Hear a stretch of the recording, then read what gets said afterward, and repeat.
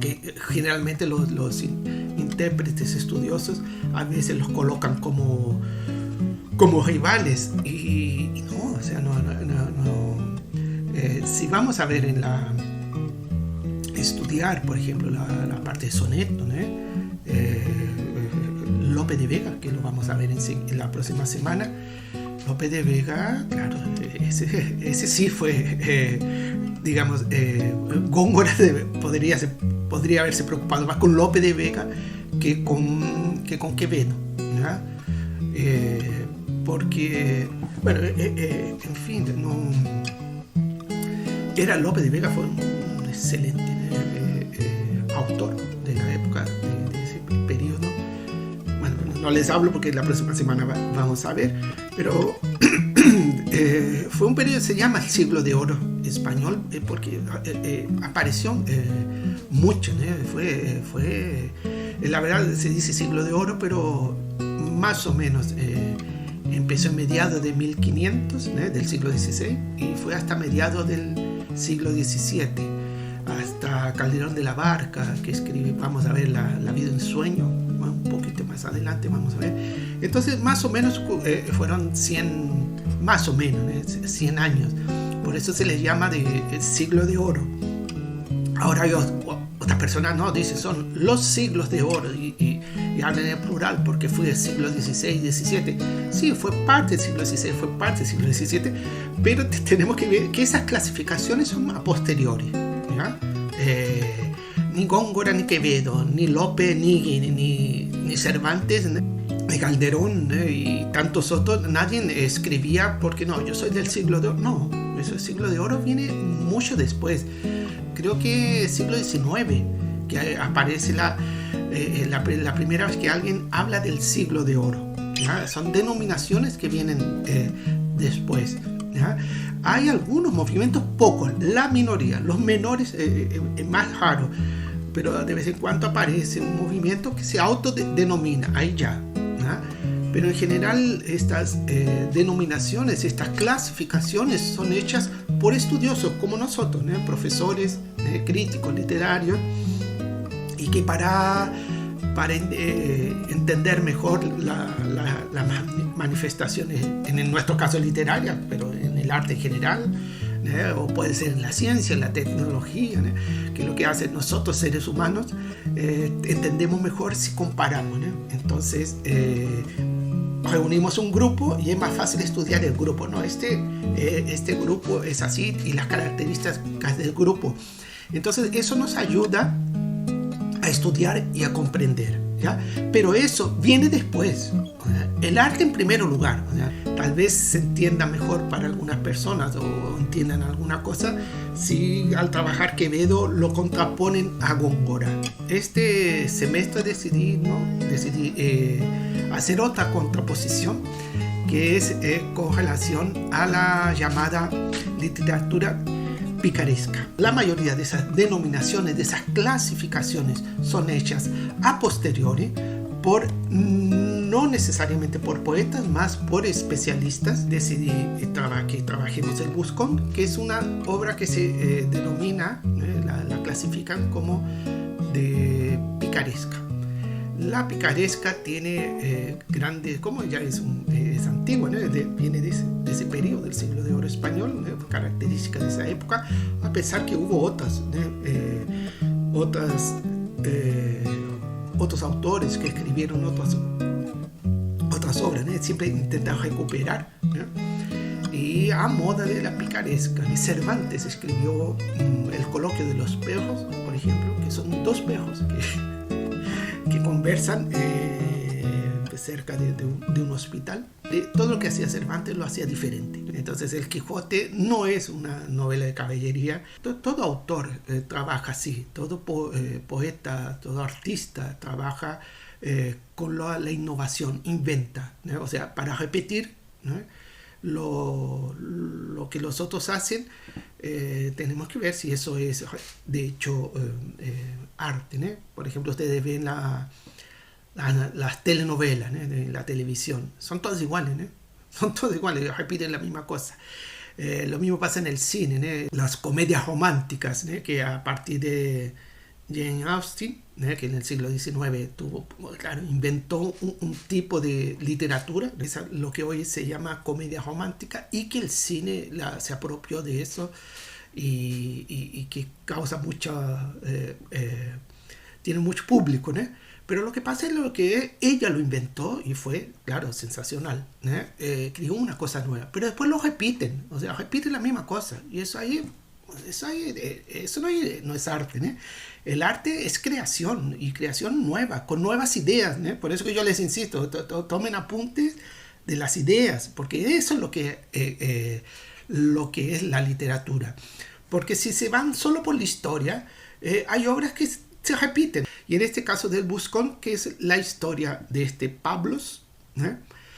Y que empieza, si nosotros vemos, empieza muy parecido con el Lazarillo de Tolmes. El Lazarillo, más que ser una obra picaresca, creo yo que es una obra que da inicio, ¿eh? a la picaresca, y que las obras llamadas picarescas toman como referente el Lazarillo de Tolmes. Pero si vamos a ver el Lazarillo de Tolmes, claro, lo que yo les digo, con conceptos, nosotros, una cosa es el público en general, o sea, para leer una novela basta saber leer, y eso aprendemos en la escuela. En la universidad estamos aquí para ser profesores de literatura, es otra cosa. Y bueno, y ahí analizamos la obra. Entonces, para el común de las personas que lee, va a leer y Lazarillo es una picaresca, bueno, pasa, ¿ya? Pero para nosotros que somos profesores, especialistas, no es tan fácil así, ¿no? Tenemos que ver más los detalles, ¿no? ¿Cuál es la definición de novela picaresca?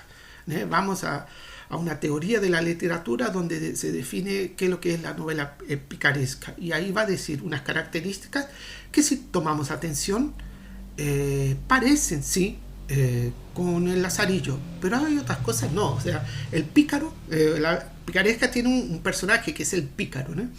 Que es el que se burla de los otros, ¿no? Entonces se gana la vida engañando a los otros, burlándose de los otros. Y que, por ejemplo, en el Lazarillo vemos cuando Lázaro de Tolmes, que no le daban mucha comida, entonces le intenta robar la comida a varios amos, ¿eh? Y en el caso del ciego, que una vez le pegó, entonces se venga también, ¿eh? Y lo hace saltar y lo abandona ahí caído, y uno dice qué maldad, sí, pero qué maldad el ciego también le hizo a él. Pero también eso de maldad, al final el Lazarillo dice, ¿no? Que más le enseñó en la vida fue el ciego, ¿no? El Lázaro no es malo. Él quiere burlarse del ciego y de los otros, ¿no? Cuando roba el pan de la arca, es porque está con hambre, ¿ya? Necesita comer, ¿ya? Entonces, si vamos a analizar el pícaro que vive, ¿no?, engañando a los otros, el Lázaro no es él hace de eso para sobrevivir, no para vivir, ¿no? Y al final vive feliz para siempre con su mujer, y la mujer es el amante del cura, ¿no?, del arcipreste. Nace la literatura picaresca, donde son estos los pícaros, ¿no? Que hay varias obras, ¿no? Los pícaros son personas que engañan a nosotros para sobrevivir en vez de trabajar, ¿no? Yo me acuerdo en Río de Janeiro, a 100 años atrás, ¿no?, existía la figura del malandro, ¿no? En que también era un malandro, vivía en las calles engañando al otro con juegos de cartas y con un cuchillo también, porque había que defenderse, ¿no? Le anda robando a los otros. No a todos les gusta, ¿no?, que lo engañen. Bueno, así, el pícaro es por ahí, una persona que engaña, que roba, ¿no? Que no es el caso de Lázaro. Lázaro lo hace para sobrevivir, ¿no? Y en el otro extremo tenemos el Buscón de Quevedo, en que Pablo, van a ver que tiene mucha semejanza con el Lazarillo, y después, por ejemplo, con el Quijote, hay unas partes, ¿no? Si vamos a ver, o sea, lo que le pasa, y eso uno lo ve al principio, pero es toda la obra, ¿no? Es el Pablo, la verdad, todo, él intenta, y la verdad que son los otros que se burlan de él.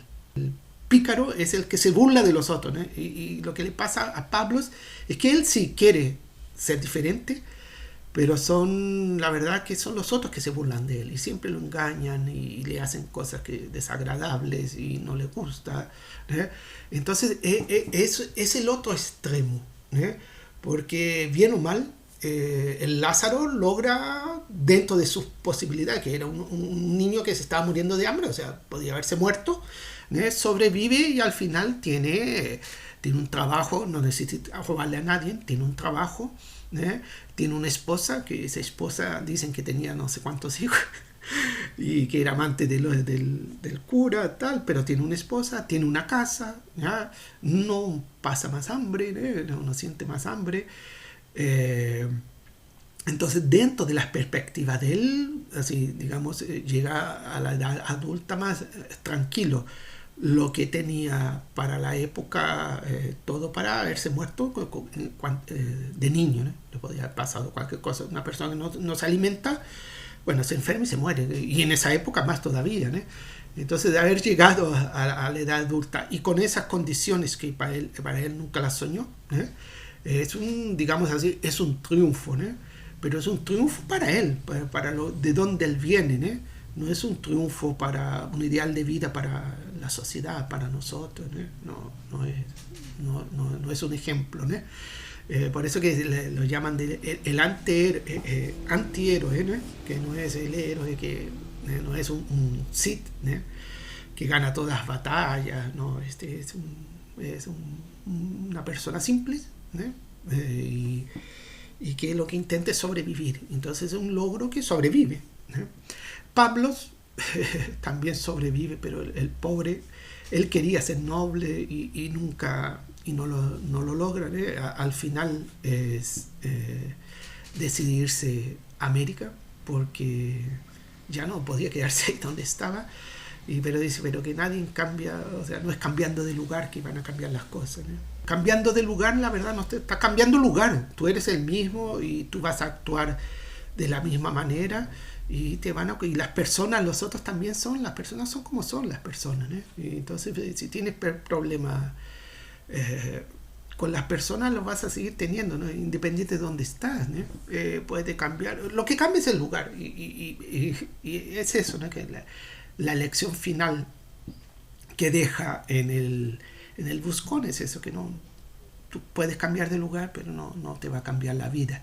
Y él, de cierta forma, es una crítica a que en la época las personas se iban a América o venían para América para ganar dinero, para una nueva vida, ¿no? Pero que las personas somos nosotros, o sea, ¿no? Cambiar de lugar, cambiamos de lugar solamente, ¿no? Así como cambiar de ropa, cambiamos de ropa, ¿no? Para hablar, por ejemplo, de nuestro autor de hoy, Quevedo era feo, ¿no? Tenía problemas, ¿no? Era chico, ¿no? Era cojo, ¿no?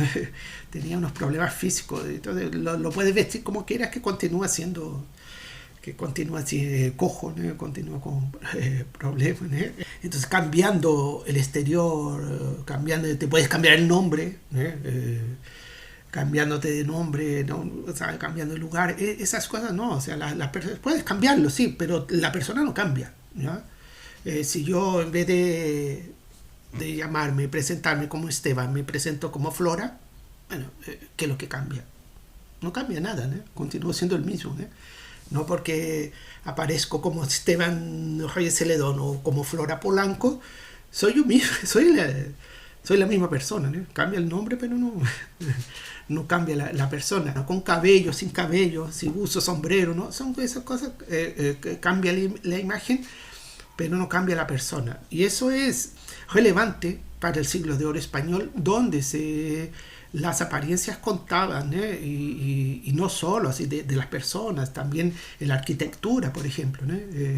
Si vamos a estudiar la arquitectura del siglo de oro español, claro, también como le daba mucho más importancia a la vista, de que parezca una cosa grande, a que de hecho sea una cosa grande, ¿no? A los efectos visuales, ¿ya? Eso era una preocupación de la época, ¿no? Que hay una introducción que está también separado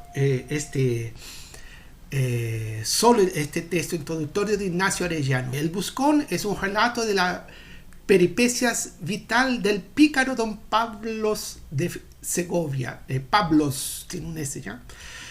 Desde su infancia a la proyectada fuga a Indias en América, ¿no? con que termina la obra.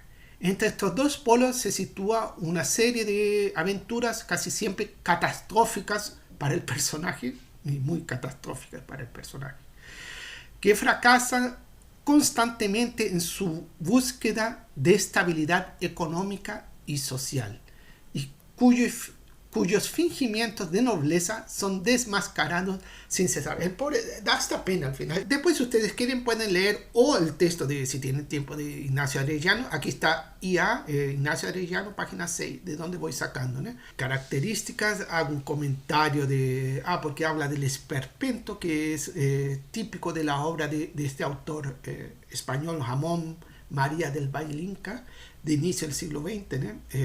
Tiene obras de teatro. Ya. El Buscón, un ejercicio eminentemente verbal, un despliegue estético de ingenio artesanal, de la caricatura y juegos conceptistas que Gracián codificara magistralmente en su agudeza y el arte del ingenio, ¿ya? Y en los que don Francisco de Quevedo, yo les digo a veces Francisco de Quevedo alcanza una inigualable maestría. Esa es una característica, como yo les decía, de Quevedo. Yo aquí estoy citando, ¿no? a Ignacio Arellano, página 8. Pero, por ejemplo, yo nunca les voy a hablar de estético, ¿no? Estético puede ser para otras artes plásticas, para la escultura, ¿no? Pero para la literatura tenemos una palabra que es mucho más cierta, más precisa, que es poética, que es la poética, poética.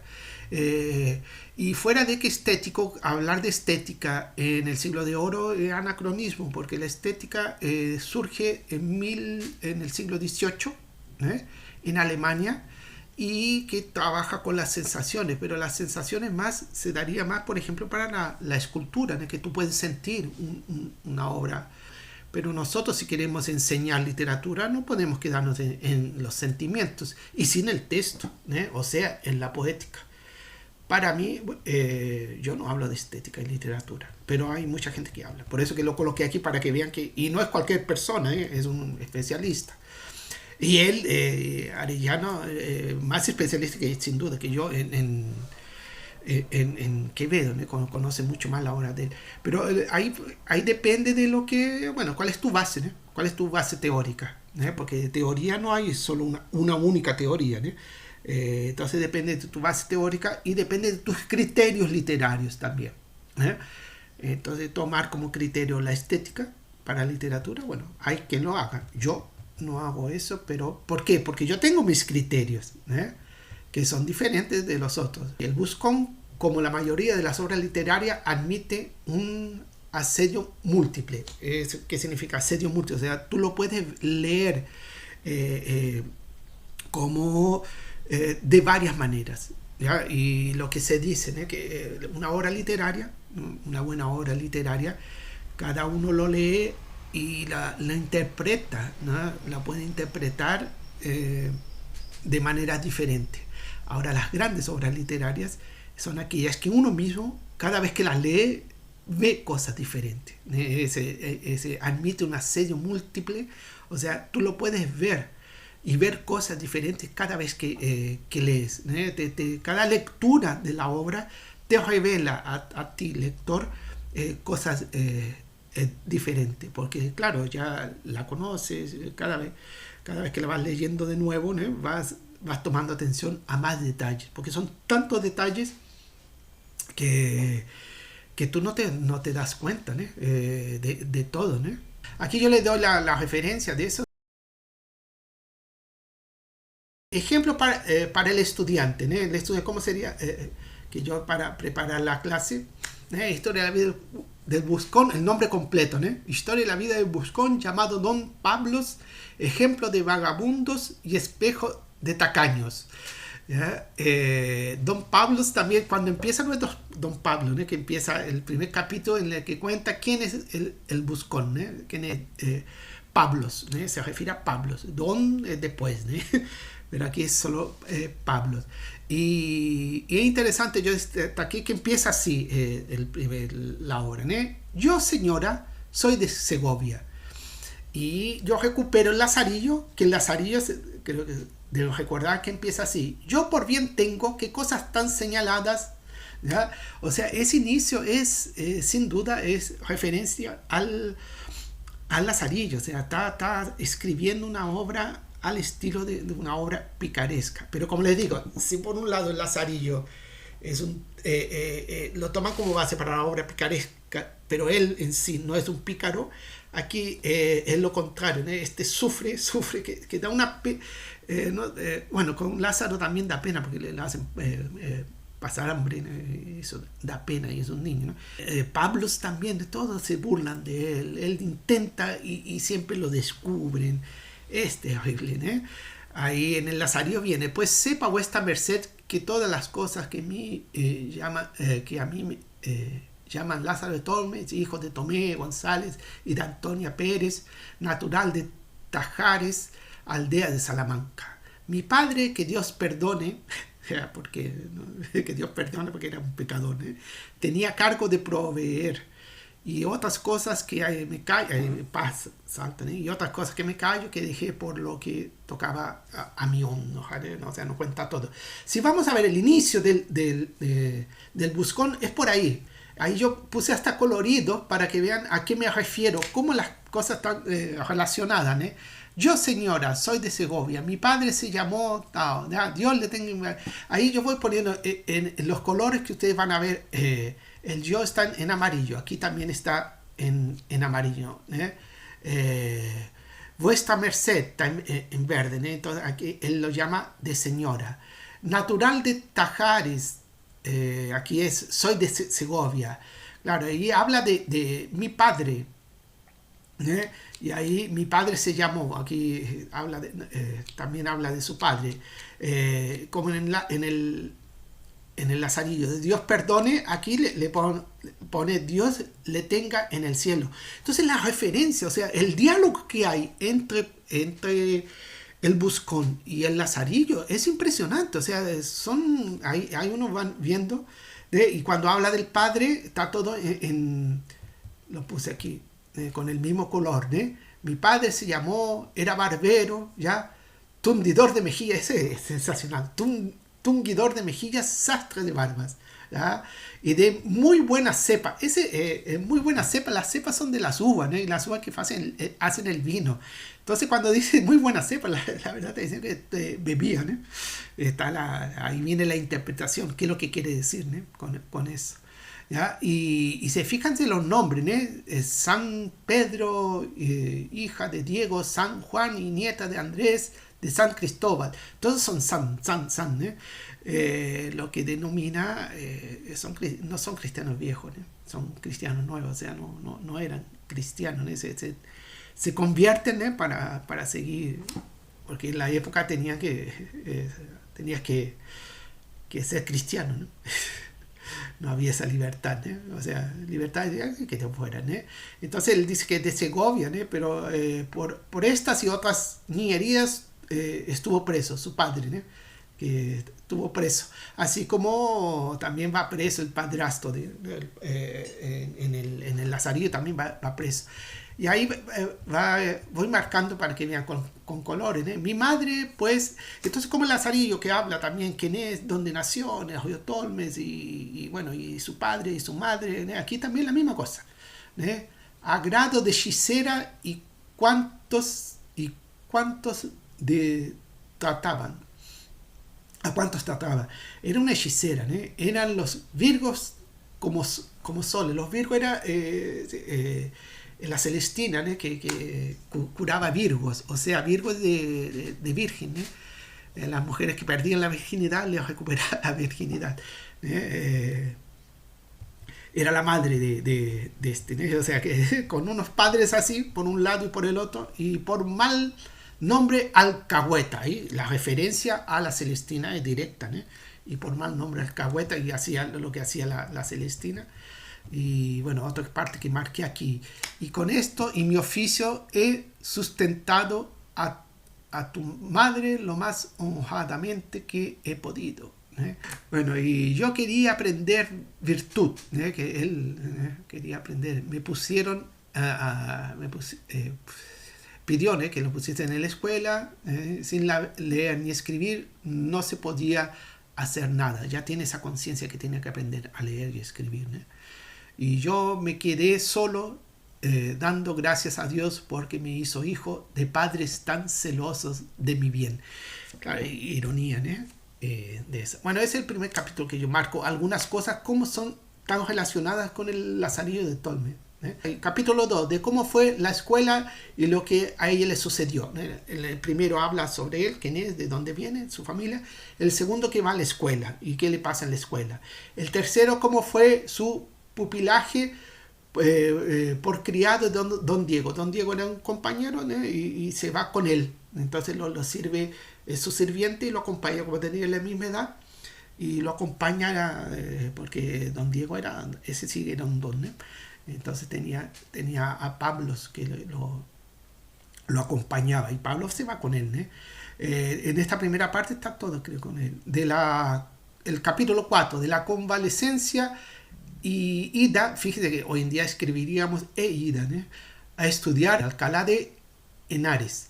¿Ya? O sea, ahí ya está subiendo, ¿no? Los estudios, siempre acompañando a don Diego. El quinto, de la entrada a Alcalá. Y de las burlas que sufre. Ahí van de los 7 capítulos. Primero tienes que entender qué está en juego ahí, qué es lo que está ahí, ¿ya? El análisis viene después, la crítica viene después, ¿ya? Aquí lo primero que tenemos que hacer es leer y entender lo que estamos leyendo, ¿ya? Si no, no podemos hacer los otros. Pero tenemos que leer, entender las ideas, porque ahí que vamos a comprender una obra literaria.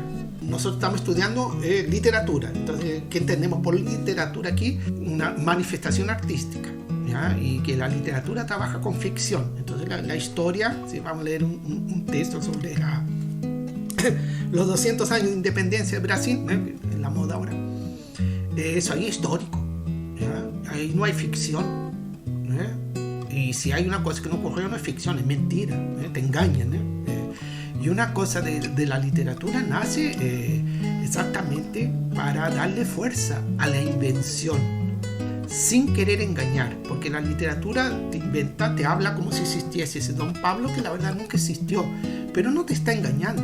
Tú ya sabes que literatura es ficción, o sea, lo está inventando, ¿ya? Es diferente de que un texto histórico va a hablar de los 200 años de independencia de Brasil y dice lo que no ocurrió. Eso no es literatura, eso no es ficción, eso es mentira. Te están engañando, y así como hay otras tantas áreas en donde te engañan. La literatura no te engaña. Te puede engañar un crítico literario que toma criterios no literarios, ahí te engaña. Un supuesto crítico literario que no es un crítico literario y lee la obra de Juan de la Cruz, ¿ya? Te va a engañar, ¿ya? Porque él va a hablar de Dios, del alma, y en la literatura no. O sea, si es literatura, si vamos a leer la Biblia, sí, un teólogo, pero si vamos a leer literatura, es un crítico literario.